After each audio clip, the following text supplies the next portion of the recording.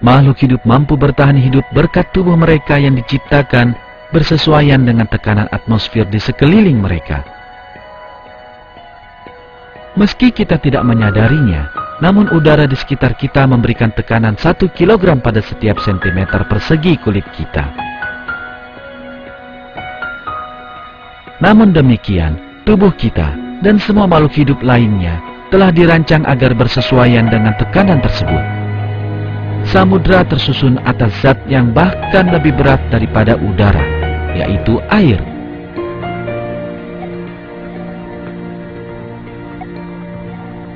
Marilah sekarang kita menyelam untuk melihat pengaruh kedalaman terhadap kehidupan laut. Saat Anda menyelam ke bawah, tekanan menjadi berlipat ganda setiap turun 10 meter. Tekanan ini adalah berat air di atas Anda. Namun ada makhluk hidup yang dengan sempurna mampu hidup di lingkungan yang sedemikian. Mereka adalah makhluk laut yang diciptakan agar dapat hidup dengan tekanan ini.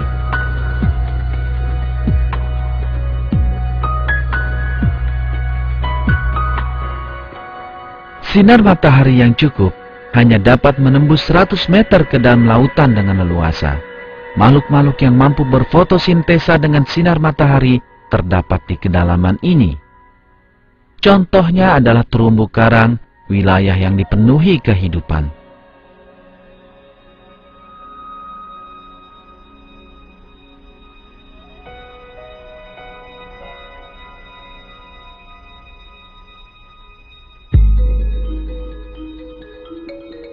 Fotosintesis menjadi mustahil di kedalaman melebihi 150 meter.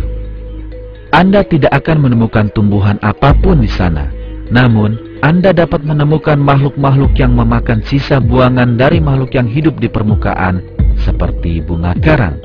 Walaupun mirip tumbuhan, bunga karang sebenarnya adalah suatu koloni hewan yang teratur.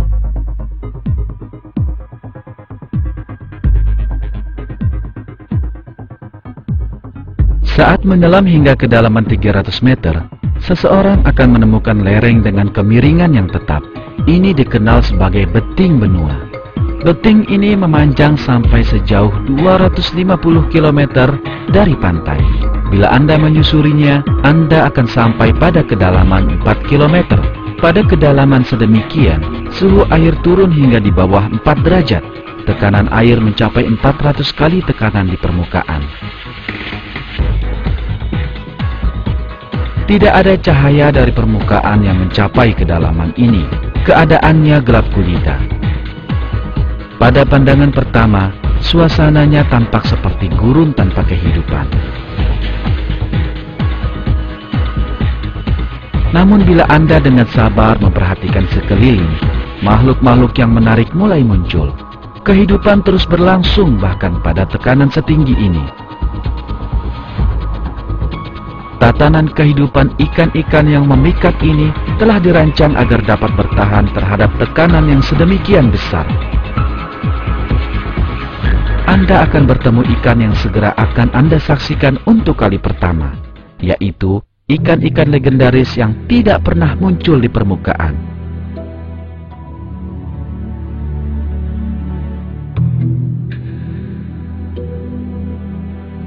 Ini adalah seekor ikan naga. Panjangnya 1 meter. Lubang pada rahangnya memiliki jaringan penindra khusus. Berkat anugerah ini, ikan naga dapat mengenali gerakan mangsa dan menangkapnya dalam kegelapan. Berkat mata yang luar biasa ini, sang ikan dapat dengan mudah mengenali letak ikan yang bercahaya. Dan ikan naga terus hidup dengan tenang berkilometer jauhnya di bawah permukaan laut.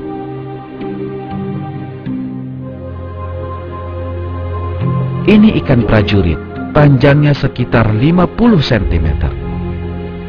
Ikan ini menempuh perjalanan yang jauh di dasar laut. Tujuannya mengumpulkan ikan-ikan mati atau sisa buangan yang tenggelam dari permukaan. Dengan cara ini, sang ikan tidak hanya memenuhi kebutuhan makannya sendiri, namun juga menjaga kebersihan dasar laut.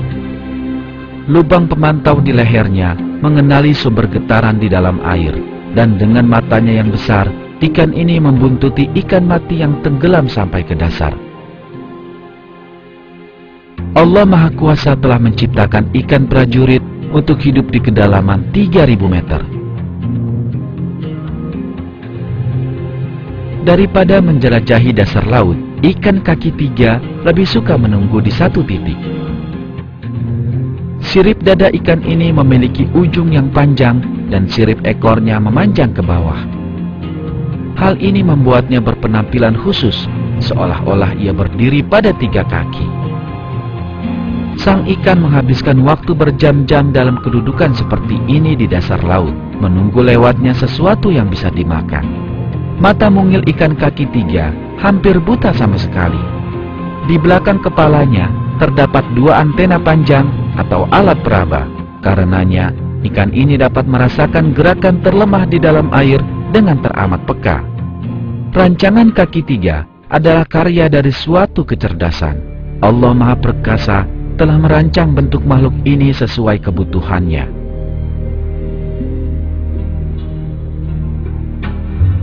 Inilah kejutan lainnya di kedalaman samudra. Gurita terbang Dumbo. Makhluk ini diberi nama Dumbo karena sirip di kedua sisi kepalanya mirip dengan telinga gajah. Ia melayang di kedalaman lautan seperti seekor gajah terbang. Namun ia tidak lebih besar daripada sebuah bola basket. Berkat rancangan selaput di antara tentakel-tentakelnya, makhluk ini melayang-layang tanpa susah payah menembus air.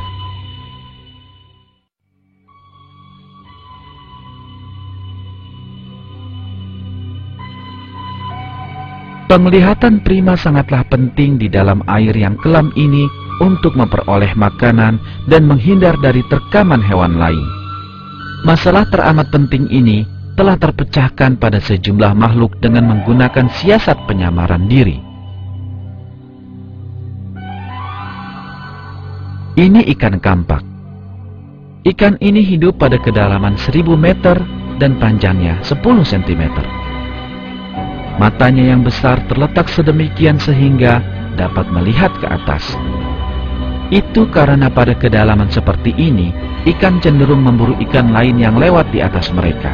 Pada saat yang sama, tentu saja, mereka juga harus tidak terlihat. Demikianlah, tubuh mereka telah diciptakan untuk melakukan hal tersebut. Tubuh mereka pipih, dan warna peraknya memungkinkan mereka menyamarkan tubuhnya di dalam kegelapan. Kini, seekor ikan yang melihat ke bawah dapat dengan mudah mengetahui keberadaan ikan kampak. Ini karena pada kedalaman seperti itu, sejumlah besar ikan berkat mata mereka yang besar dapat mengenali mangsa mereka dengan bantuan sisa cahaya permukaan yang berhasil menembus hingga ke bawah. Namun, sistem penyamaran tanpa celah dari ikan kampak melindunginya dari bahaya ini. Ikan kampak memiliki perangkat penyamaran diri yang mengejutkan dalam menghadapi bahaya dari sepasang mata yang melihat ke atas dari bawah. Sel khusus yang menghasilkan cahaya dan dikenal sebagai fotofora telah ditempatkan dalam perutnya. Ini adalah cahaya biologis. Dengan kata lain, bioluminescent.